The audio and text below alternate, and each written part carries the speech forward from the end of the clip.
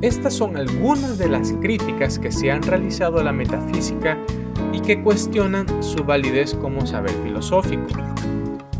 Número 1. La crítica empirista. El empirismo clásico se desarrolló en las Islas Británicas durante el siglo XVIII y su principal representante fue David Hume. Solo considera legítimos aquellos conocimientos cuyo origen esté en la experiencia sensible, como las realidades de las que se ocupa la metafísica, Dios, el alma, la sustancia, etc. No son sensibles, no pueden ser conocidas por la experiencia. Hume rechazó el saber metafísico, calificándolo de sofisteria e ilusión. En el caso de Dios, Hume piensa que es un concepto elaborado por la imaginación, como ocurre con la idea de una montaña de oro. Podemos imaginar una montaña de ese tipo y que hay un ser todopoderoso, pero eso no garantiza que lo imaginado exista realmente. Esto no implica que Hume niegue la existencia de Dios, pero sí que niega que su existencia haya sido demostrada por el saber metafísico. Número 2. La crítica marxista. La principal crítica de Marx y de Engels a la metafísica consistió en tacharla de ideología. La metafísica tradicional es una interpretación de la realidad, un intento de producir una imagen del mundo y del ser humano. Pero Marx mantiene que tal imagen del mundo se ha elaborado en cada momento histórico, de acuerdo con los intereses de la clase dominante, es decir, de aquellos que poseían el poder social y económico.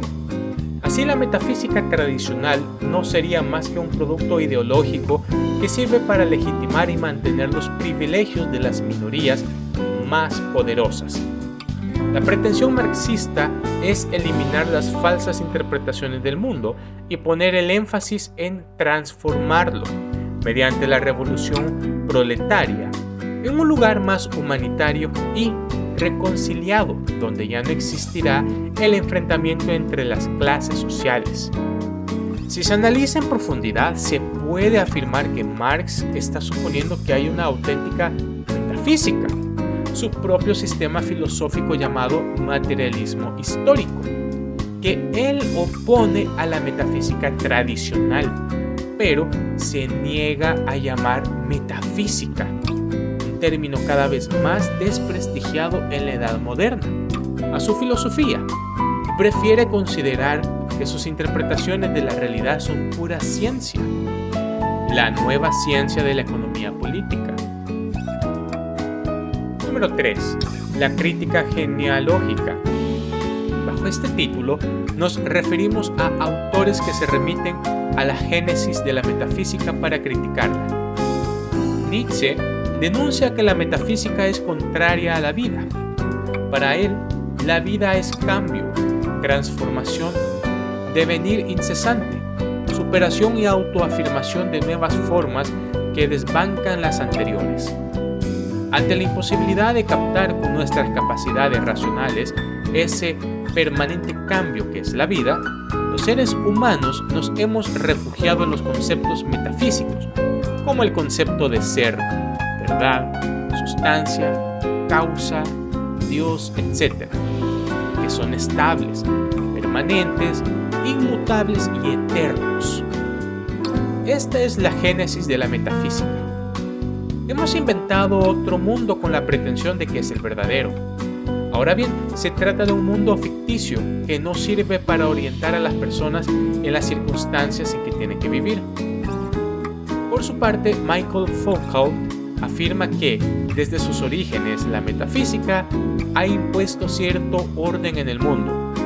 Pero al introducir orden en el mundo, se introducen también límites. El orden se considera normal, mientras la transgresión de ese orden, la diferencia, se considera anomalía de la imposición del orden que ha efectuado la metafísica tradicional.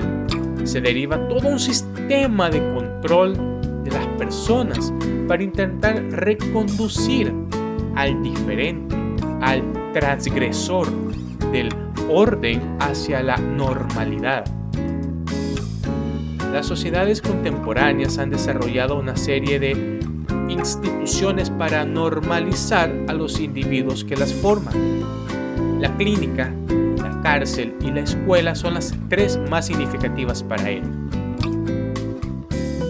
Número 4. La crítica desde el análisis lingüístico. En el siglo XX y sobre todo a partir de Wittgenstein se desarrolla una nueva forma de hacer filosofía que toma el lenguaje como punto de partida.